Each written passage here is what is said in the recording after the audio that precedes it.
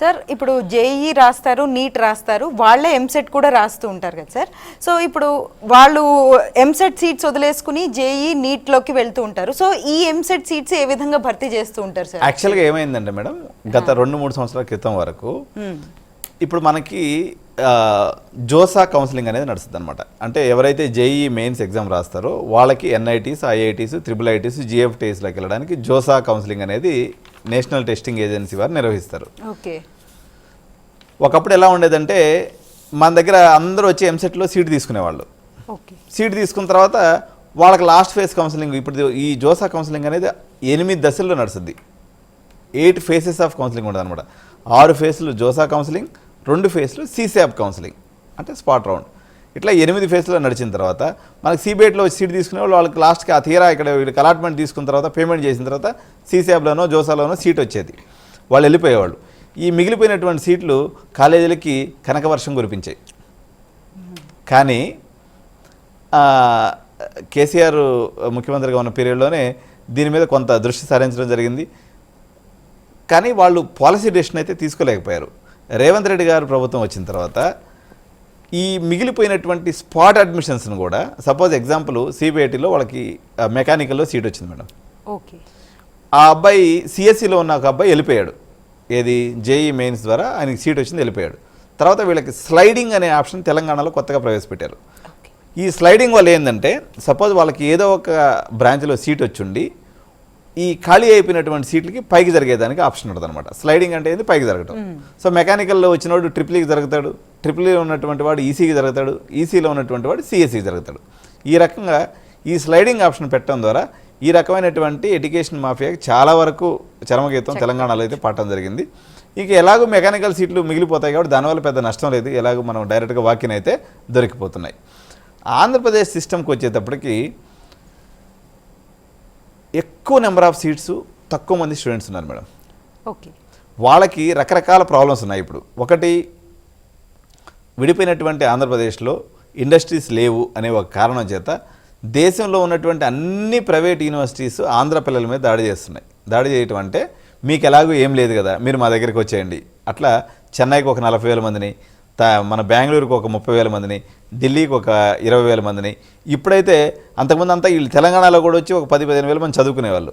ఈ రేవంత్ రెడ్డి జియో నెంబర్ 15 తీసుకొచ్చిన తర్వాత ఇప్పుడు ఆ అవకాశం ఆంధ్ర పిల్లలు ఇక్కడ చదువుకునేదానికి లేదు. ఇప్పుడు జియో నెంబర్ 15 ప్రకారం వాళ్ళు ఏ కేటగిరీలో కానీ బి కేటగిరీలో కానీ తెలంగాణలో ఆంధ్రప్రదేశ్ విద్యార్థులు చదవడానికి లేదు. కేవలం ఎన్ఆర్ఐ సీట్స్లో మాత్రమే వాళ్ళకి ఎలిజిబిలిటీ ఉంది తప్ప తెలంగాణలో వాళ్ళు చదవడానికి లేకుండా పోయిందనమాట. అందువల్ల ఆంధ్ర ఎలా తయారైపోయిందంటే ఇతర రాష్ట్రాలకి ఇంజనీరింగ్ స్టూడెంట్స్ని ఎక్స్పోర్ట్ చేసే ఒక హబ్గా తయారైనటువంటి పరిస్థితి ఉంది. ఎటువంటి నష్టాలు వచ్చే అవకాశం ఉంది సార్ ఏపీ వాళ్ళకి?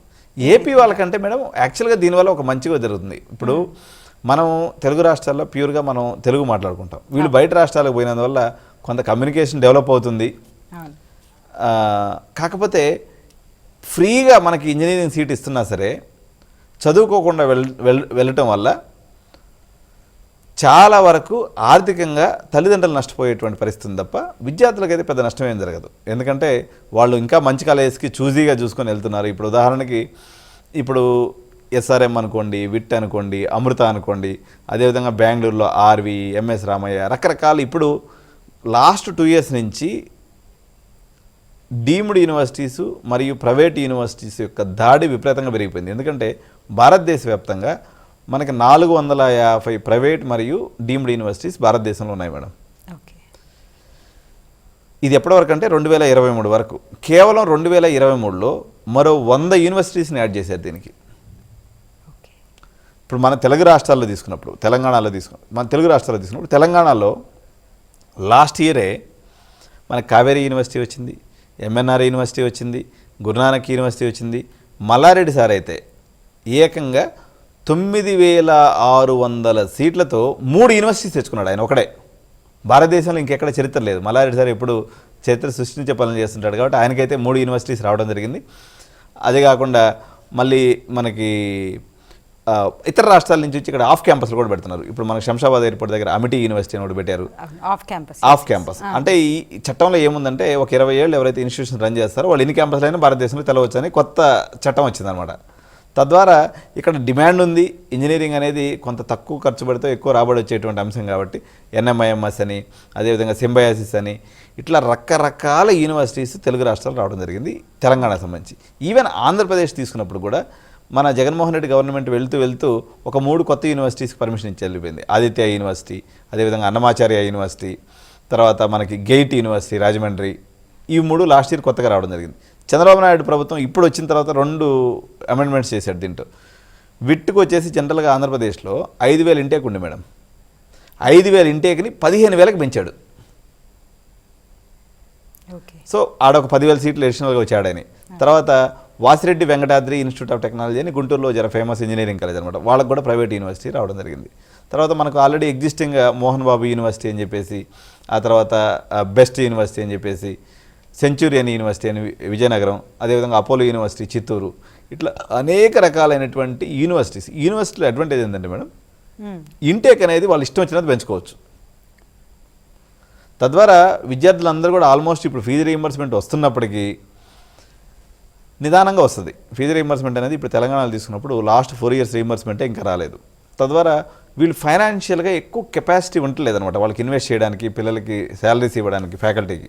అందువల్ల అంత ఎక్కువ క్వాలిటీ ఎడ్యుకేషన్ అందించలేకపోవడం వల్ల విద్యార్థులందరూ కూడా ప్రైవేట్ యూనివర్సిటీ బాట, అదేవిధంగా డీమ్డ్ యూనివర్సిటీ బాట పట్టడం అనేది కూడా ఒక కొత్త పరిణామంగా చెప్పొచ్చు లాస్ట్ 2 yearsలో. ఓకే, యూనివర్సిటీస్ గురించి మాట్లాడుకుందాం. ఈ స్లైడింగ్ గురించి మాట్లాడుకుందాం మొదట. అంటే స్లైడింగ్ అనే పద్ధతి మనకి మిగతా ప్రైవేట్ యూనివర్సిటీస్లో కూడా ఉన్నదా? జనరల్గా ప్రైవేట్ యూనివర్సిటీస్ యొక్క ఇది పాలసీ ఏముంటుందంటే మేడం, ఎక్కడైతే